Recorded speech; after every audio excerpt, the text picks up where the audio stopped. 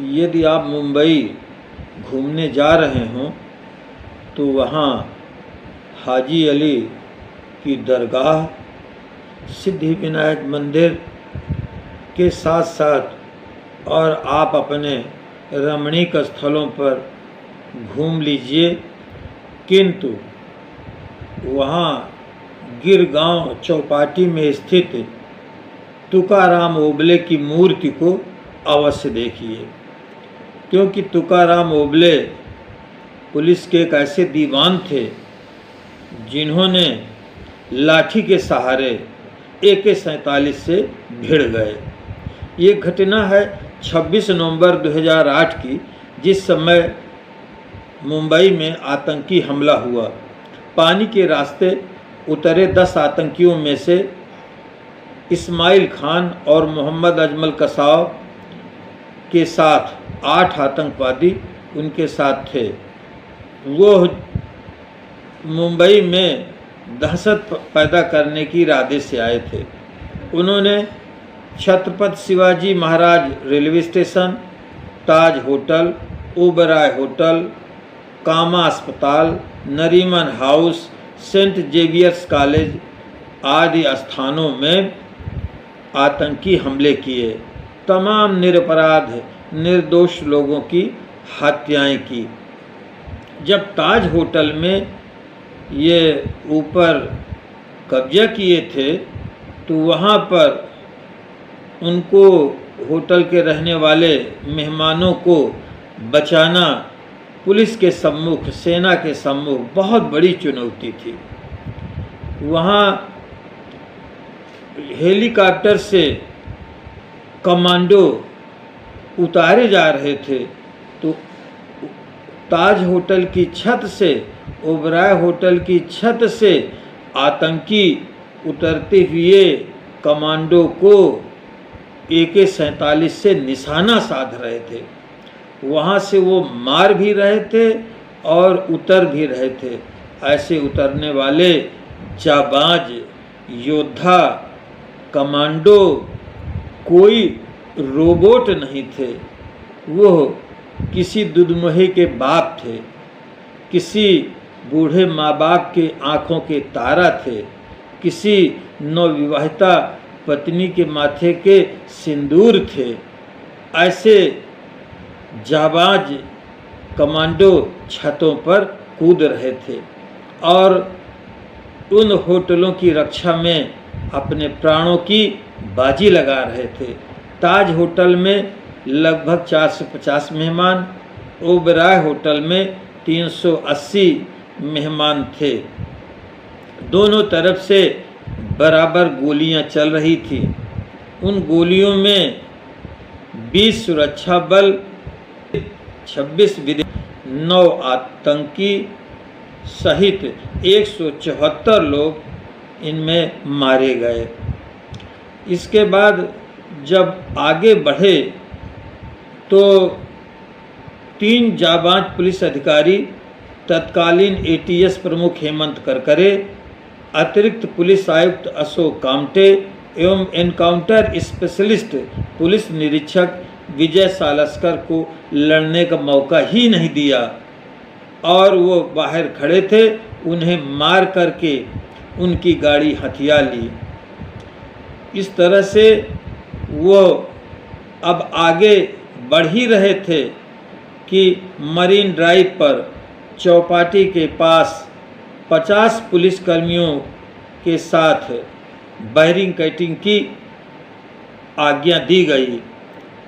Police के siren घनघना उठे कि रास्ता रोका जाए इनको, ये जिंदा या मुर्दा। उनमें से केवल 2 आतंकी उस समय जीवित थे। इस्माइल खान गाड़ी चला रहा था, मोहम्मद अजमल कसाव उसी पर पीछे की सीट में बैठा था। जिस समय मरीन ड्राइव की सड़कों पर वो गाड़ी दौड़ रही थी, उनका निशाना विधान भवन और राज्यपाल भवन का था।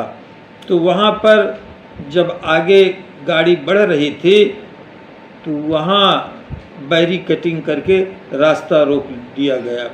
वहीं पर थे तुकाराम ओबले जो पुलिस में दीवान थे, वो पहले सेना में रहे थे, बाद में सेना की नौकरी को छोड़ करके यहाँ पुलिस की नौकरी प्राप्त कर ली थी। उनके हाथ पर एक लाठी थी। इसके बाद गाड़ी को, आतंकवादियों को गाड़ी को जब रोका गया तो रोकने के बाद में उतरने का आदेश किया, लेकिन वो उतरे नहीं और उतरने के तुरंत बाद ही वो घूमने लगे। तो जैसे ही घूमने लगे अंधाधुंध गोलियां चलने लगी और इसके बाद फिर वहीं पर गाड़ी उनकी छलनी हो गई। आगे बढ़ कर के जब गाड़ी के पास पहुँचे तो किसी का साहस ये नहीं पड़ रहा था कि हम गाड़ी का दरवाज़ा खोल लें, लेकिन वो बहादुर जाबाज सिपाही तुकाराम ओबले ने गाड़ी का दरवाज़ा खोला तो उसने देखा कि ड्राइवर की मृत्यु हो गई थी और जो पीछे की सीट में बैठा था आतंकी, वो मरने का नाटक कर रहा था। और जैसे उसने देखा कि वो आंखें घुमा रहा है, उसने तुरंत डंडे के सहायता से उसको वहीं सीटे पर दबोच लिया, डंडे के बल पर दबा करके, और उसकी कॉलर पकड़ ली। अगर वो निकल करके बाहर आ जाता तो हजारों लोगों को हताहत कर देता, किंतु उस बहादुर जाबाज सिपाही ने उसकी योजना को निष्क्रिय कर दिया। बाद में जैसे ही उसने कॉलर पकड़ी और नाल भी दाब ली एक हाथ से, तो वह आतंकी अजमल कसाव AK-47 का दबाता रहा। एक नहीं, दो नहीं, चार नहीं, 10 नहीं, 23 गोलियां चली, लेकिन उसने जो कॉलर और बंदूक की नाल पकड़ी थी वो नहीं छूटी। बाद में उसके प्राण छूट गए। सीने में 23 गोली खाने वाले बहादुर योद्धा का ये वीडियो आप अपने आँखों से देख लीजिए। उससे तमाम रहस्य भी खुलवाए गए। 21 दिसंबर 2012 को पुणे के यरवणा जेल में 7:30 बजे उसे फांसी दी गई थी।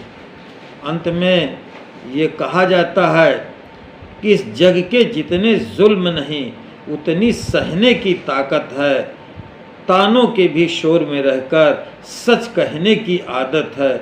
इस बात की पहली लाइन को तुकाराम ओबले ने सिद्ध करके अपने प्राणों को न्यौछावर कर दिया। ऐसे जाबाज बहादुर सिपाही की यहाँ एक मूर्ति स्थापित है गिरगांव चौपाटी में, तो आप जरूर जाइए और वहाँ पर उस शहीद की मूर्ति पर 2 पुष्प अर्पित करके भावभीनी श्रद्धांजलि देते हुए इस देश की रक्षा में जान गंवाने वाले लोगों को याद करके देश के विकास में सहयोग करें। ऐसे बहादुर योद्धाओं के इन मूर्तियों में तो मेले लगते हैं। कहा जाता है शहीदों की चिताओं में लगेंगे हर बरस मेले, वतन पर मरने वालों का यही बाकी निशा होगा। हम ऐसे बहादुर तुकाराम ओबले को बड़े श्रद्धा भाव से स्मरण कर रहे हैं और उनकी मूर्ति को नमन बंदन कर रहे हैं। धन्यवाद। यदि आपको ये हमारा वीडियो अच्छा लगे, देश प्रेम से ओतप्रोत लगे, तो इस चैनल को समर्थन करते हुए सब्सक्राइब कीजिए। बहुत बहुत धन्यवाद।